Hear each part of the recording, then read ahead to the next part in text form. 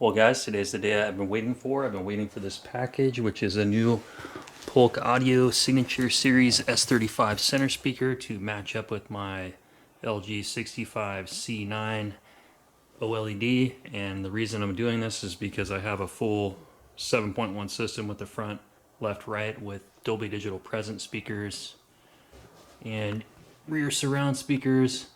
But 80 to 90% of all the movies you watch is all dialogue, and I'm having trouble hearing the voices. So I needed to get a slim profile center to fit nicely up on my mantle. And let's go to unbox it and see what comes in it.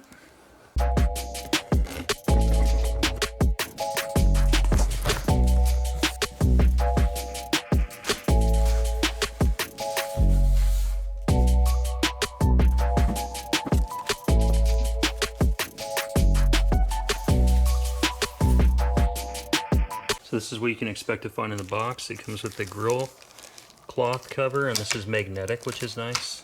So it just sticks into position. It comes with the wall mounting template, so if you want to mount it. And this speaker is an LCR, which means left, center, or right. So depending on the orientation of how you want to set it up, you can wall mount these as a center or front left or front right, or just set them on a cabinet as a front left, right, or center.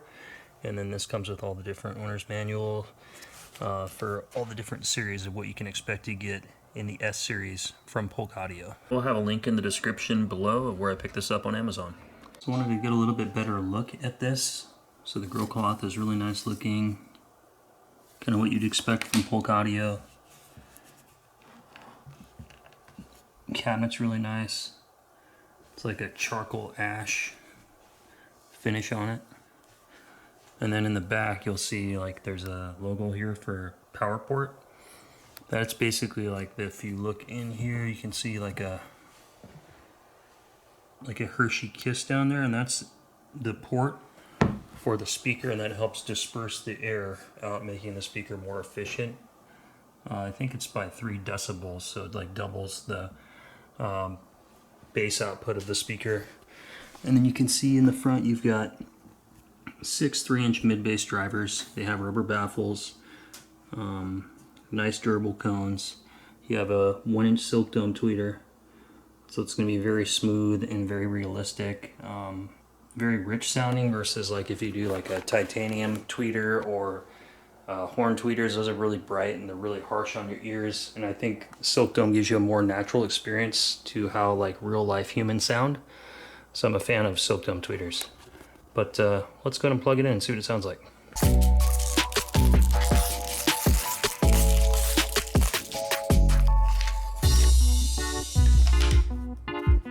So I've attached my little rubber feet on the bottom. That'll keep the cabinet from getting scratched up on the mantle over here. You'll have little banana plug covers that you have to remove in order to install the banana plugs. And then you can go ahead and take your speaker wire and banana plug and ready to rock. Well, the center's sitting up on the mantle and it looks good there. It's not too obtrusive in the room, and I wanted something that was going to be voice matched pretty decent to my Athena speakers, which are made by Energy. So this has a silk dome tweeter versus this is similar to silk dome. It's like terylene, which is basically the same thing. These have polypropylene mid-bass drivers. And then I'm going into the speaker configuration of the speakers, and I'm going to go to the center and I'm going to turn it on. I'm going to leave it on a small speaker instead of large because I don't want to overdrive the drivers and the speakers. They're not designed to handle all that that low frequency effect. It says they're rated for 40 hertz, but I'm not going to drive them that low. And it's dialogue specifically anyway, so. Alright, that's on. Put the crossover down to 40 hertz. That's what it was rated at.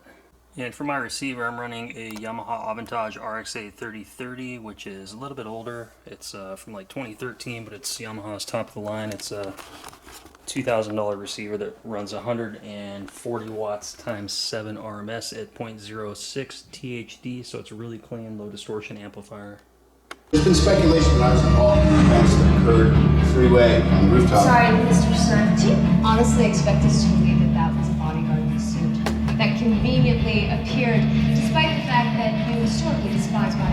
Yes? And this mysterious bodyguard was somehow equipped with an undisclosed, dark, high-tech powered battle. I know that it's confusing. It is one thing. So what I'm going to do is I'm going to kind of listen to this for the next couple of days, and then I'll finish my review, and I want to kind of answer the question, does a small speaker match up acoustically to a larger speaker and deliver the same sound performance? So I'll be back with you guys after I watch a few movies and kind of get some hours with it, and we'll talk then. You guys can see my hair is a lot longer. I've owned this center speaker for about 4 months now, and acoustically I think it sounds excellent. I come from electronics background. I sold electronics at a video only store, so I'm used to selling TVs and home audio, and I did that for 10 years. So acoustically I'm very particular in what I like in my speakers, and this thing doesn't sound muddy. It sounds clear, it sounds precise, it sounds like somebody's talking to you in real life. I think it even sounds better than my Athenas, which are like 15-year-old technology. The tweeter is a lot crisper, and it just sounds like the richness is it's just fuller. It doesn't sound like it almost sounds like there's like a piece of paper in front of this blocking the sound from getting to me. This doesn't give me that effect. So yes, I'd give it a thumbs up. First thing I was concerned about is with the 3-inch drivers, if you would get distortion out of them, especially in like the male dialogue and voices and stuff like that. Sometimes you get like a deep low frequency effect out of these. You would get like a distortion, or the driver is being overdriven. Violence. Slaughter. It's never personal. But I'll tell you now, what I'm about to do to your stubborn, annoying little planet, I'm gonna enjoy it. But Polk does a really good job with the internal crossovers. I don't hear any distortion out of the center for dialogue or with music.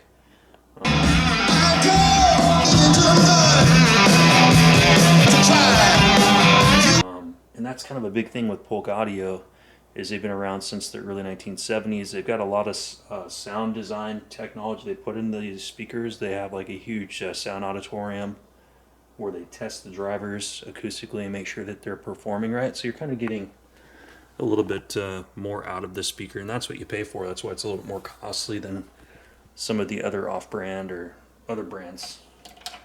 I'll put some pictures on the screen so you can see what their sound lab looks like, what Matt Polk did, and how he made his speaker empire. As far as my preference, like, I think that this is a really good choice for a center, because a center is just gonna have to give you like clarity and dialogue. But as far as using this for like an LCR or like a left or right, myself, I would still rather have a bigger tower with larger drivers to give you a fuller sound. And you're going to really want to pair these up with a subwoofer to give you that low frequency effect, like that bass effect. I have power towers, so I've got a 8-inch subwoofer in each one of my towers. It's powered. I have a recommendation down below of what subwoofer I like to match up with this center speaker, as well as what would be a good receiver for your home audio choice. As long as it's high current, you can't really go wrong, and I'd recommend Yamaha after 25 years of using them. Left, right, center. Just keep in mind that this is going to be the upper end on the frequency of the spectrum for sound. So you're not going to probably want to do like a 12-inch subwoofer with these, because you're going to go really deep bass with really high end.